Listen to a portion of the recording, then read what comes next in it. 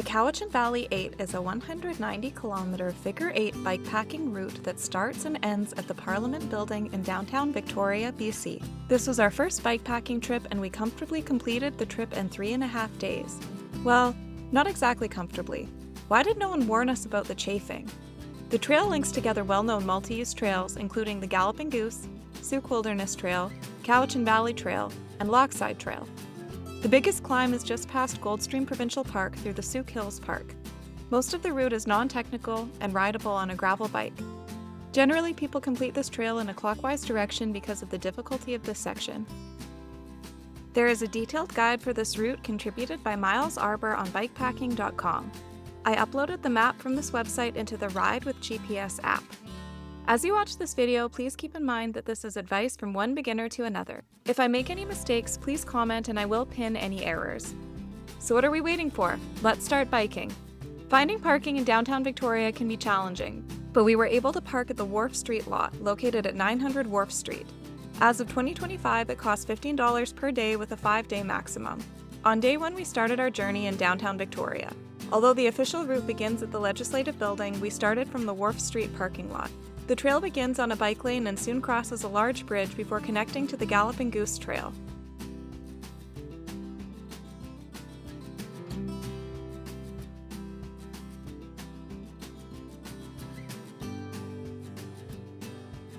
Along the way, there are bathrooms and rest areas at regular intervals. The path is paved with some gentle ups and downs.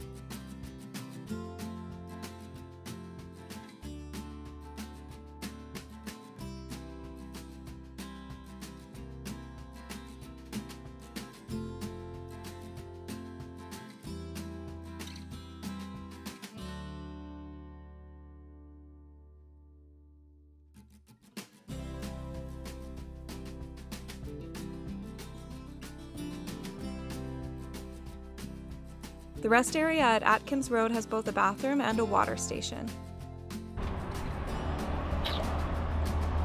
That's water. After about an hour of cycling, we reached Langford. This is a great spot to fill your water bottles and grab snacks for the long ride ahead through Sooke Hills. We cracked a couple of cold bubblies, forever chemicals be darned, and continued on our way. When I'm bikepacking, I only drink the best. Bubble it. The path eventually transitions to gravel. We found another water fountain along the way.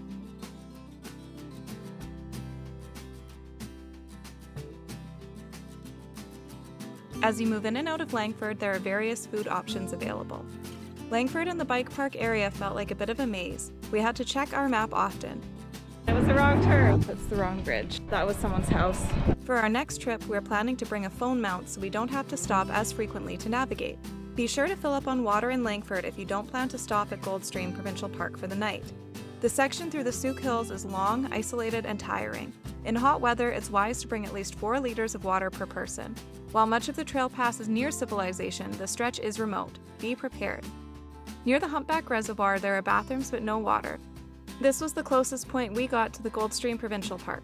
To access Goldstream Provincial Park Campground, turn off Sooke Lake Road, which connects to Humpback Road. Campsites can be reserved online, and there is also first-come, first-served walk-in sites. From there, we entered the Sooke Hill section. It was a tough stretch.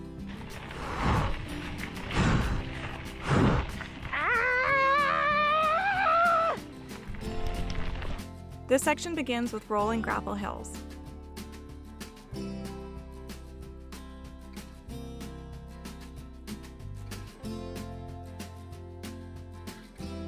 The first major hill took us 15 minutes of pushing our bikes to reach the top.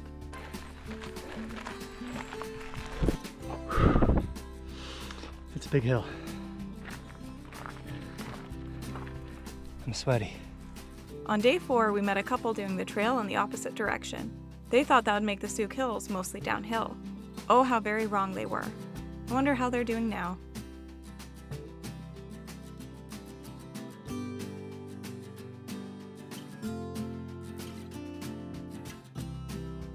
From there, it's a mix of uphill and flat terrain with several more hike-a-bike sections, although none as long as the first. We encountered more big ups and downs. Woohoo! Downhill! Oh. The uphill section was uphill and flat. The downhill section is downhill and uphill. And downhill and uphill. I don't see how that's fair.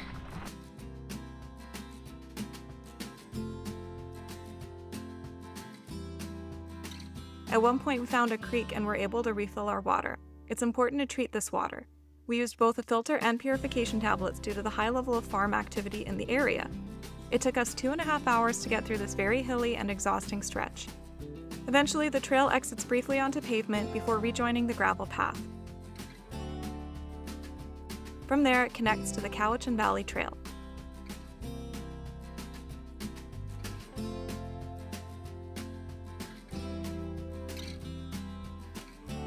There were some very steep descents, followed by a few demoralizing uphill climbs.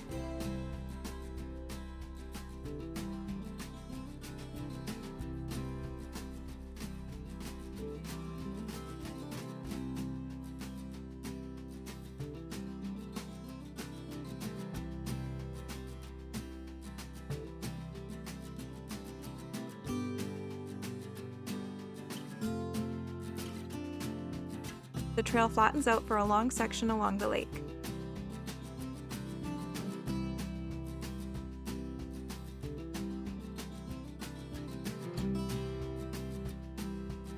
Despite riding beside it, the lake is not easily accessible for water refills. We stayed at a bed and breakfast on the west side of Shawnigan Lake at the end of our first day. It took us 8 hours, including breaks, to get there from Victoria. We had dinner at the lake house. Most other restaurants and services are in East Shawnigan, which have added at least 15 more minutes of cycling. If you're planning to head back on the trail from Shawnigan, stopping at the lake house adds about 15 to 20 minutes each way off the main trail.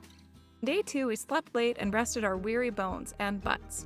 The day started with a beautiful, flat gravel riding, and we soon reached the Kinsel Trestle, one of the largest wooden railway trestles in the world. Originally built in 1920 for the logging railway, it was restored in 2011 after years of neglect and is now part of the trail. From there, we enjoyed a pleasant stretch of mostly downhill riding. There are multiple outhouses along this section.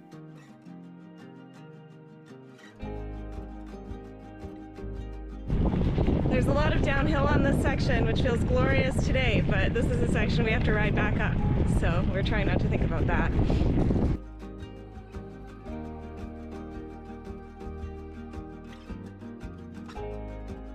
While riding through this section, we encountered a western toad migration. We slowed down to avoid crushing the hundreds of tiny toads hopping across the trail. While there are streams available, we were cautious about drinking from them due to the number of cows in the area. Moo! Here you can detour along the road to Glenora Cafe if you're craving a treat after the long, tiring slog through the Sooke Hills. After 1.5 hours of riding, we reached Glenora Park, which has bathrooms and water. The trail continues with easy gravel riding.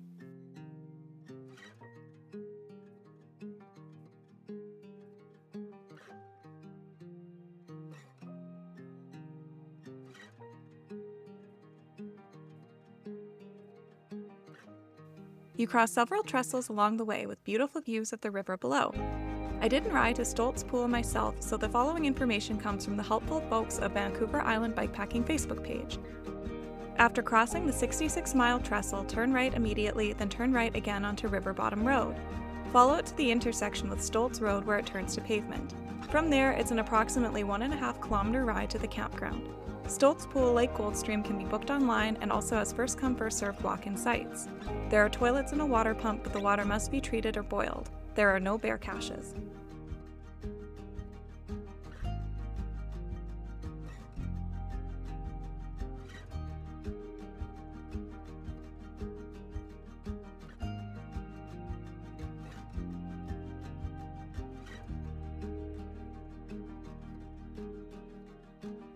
It took us 4 hours to ride from Shawnigan Lake to Cowichan Lake, which is where we stayed for the night.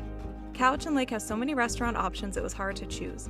We enjoyed a delicious supper at Poblano's Mexican Eatery. Justin liked the mango iced tea so much he ordered 2. There are plenty of camping and hotel options in the Lake Cowichan area. We stayed at the Riverside Inn, where the staff were friendly and accommodating, and they even provided bike storage.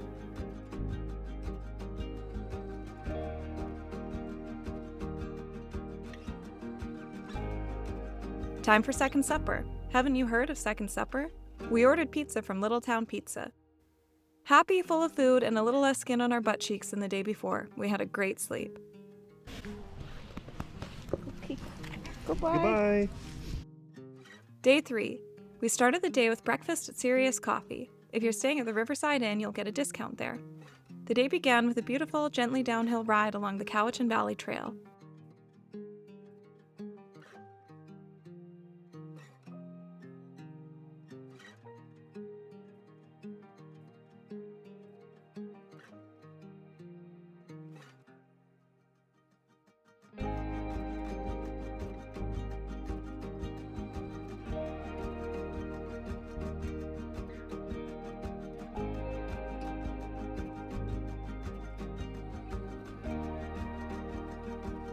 The descent into Duncan. Whee! It took us just under 2 hours to reach downtown Duncan. There are plenty of restaurants and cafes. Duncan also has many hotels. After a 30-minute lunch break, we got back on the road.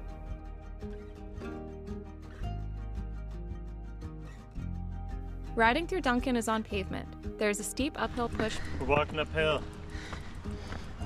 All right, that's it for now. You like hills? How about we put a hill on your hill? How's that sound? Not good.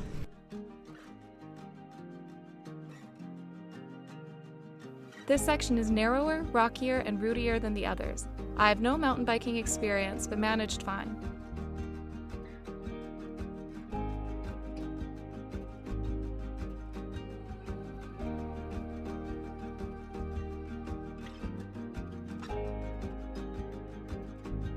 After 45 minutes, we returned to the Cowichan Valley Trail.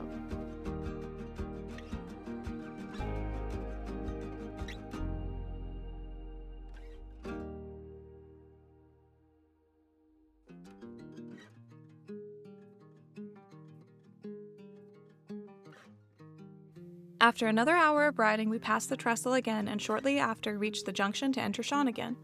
The road through Shawnigan starts downhill, then continues with rolling hills. It got my heart pumping, but I didn't have to walk my bike.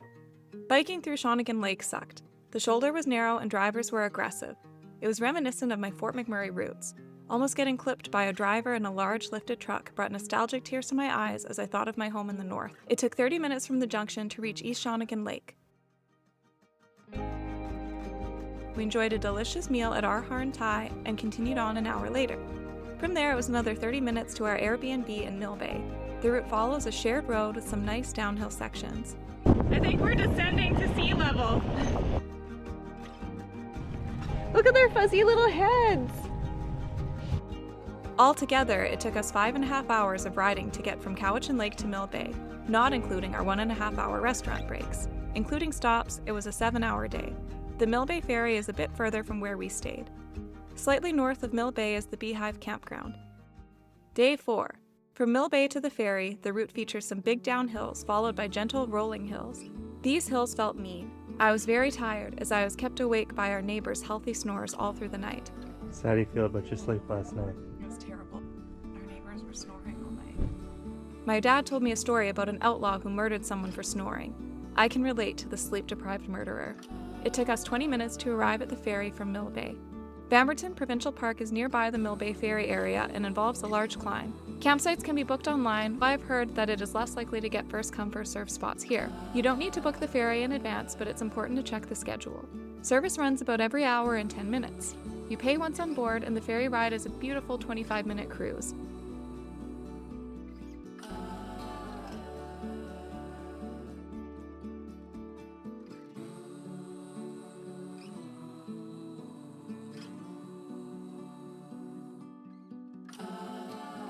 After the ferry, there's more road riding and another steep climb, which left me huffing and puffing. The scenery is pretty, rural, and agricultural.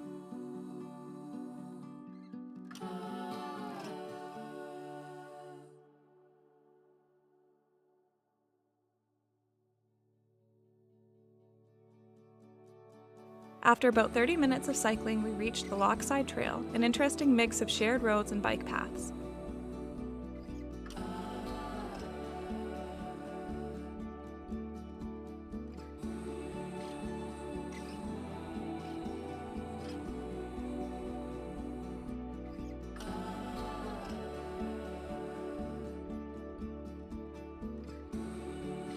Eventually, the trail reconnects with the Galloping Goose Trail.